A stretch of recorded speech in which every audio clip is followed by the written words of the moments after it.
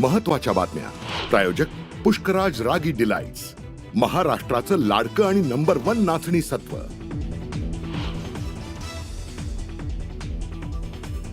अयोध्येतील राम मंदिर बॉम्बने उडवून देण्याची धमकी. अयोध्या पोलिसात गुन्हा दाखल. तामिळनाडूमधून धमकीचा ईमेल आल्याची माहिती.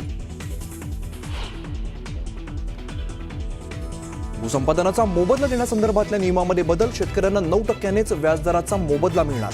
मंत्रिमंडळ बैठकीतील निर्णयाचा शेतकऱ्यांना बसणार फटका.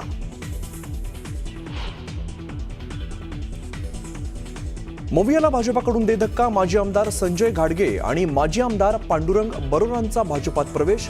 प्रसाद हिरेंनी काँग्रेसची साथ सोडली. उद्धव ठाकरेंच्या भेटीनंतर चंद्रकांत खैरेंची नाराजी दूर. ठाकरेंनी समजूत काढल्यानंतर वाद मिटला. दानवेंनी बैठकीला न बोलवल्याने खैरे होते नाराज. धनंजय मुंडेंनाच वाल्मिक कराड नकोसे होते. त्यांनीच वाल्मिक कराडच्या एन्काउंटरची ऑफर दिली होती. निलंबित पोलीस निरीक्षक रणजित कासलेंच्या नव्या दाव्याने एकच खळबळ.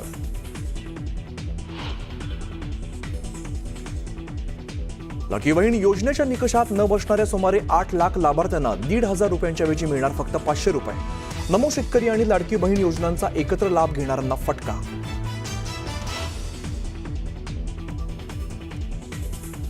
धाराशिव ड्रग्ज रॅकेट प्रकरणी कोर्टात दोषारोपपत्र दाखल. 10,000 पानांच्या दोषारोपपत्रात अनेक गंभीर मुद्द्यांचा उल्लेख. बीडच्या माजल गावात भर दिवसा तरुणाची धारदार शस्त्राने वार करून हत्या. रक्ताच्या थारोळ्यात पडलेल्या तरुणाचा व्हिडिओ व्हायरल. आर्थिक देवाणघेवाणीतून हत्या झाल्याची माहिती.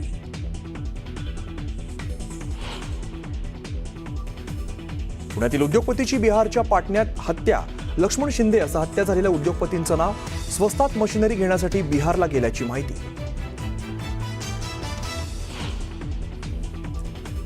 मोबाईल लपवल्याच्या वादातून मित्राकडून मित्राची हत्या. नागपूरच्या पारडी परिसरातील धक्कादायक घटना.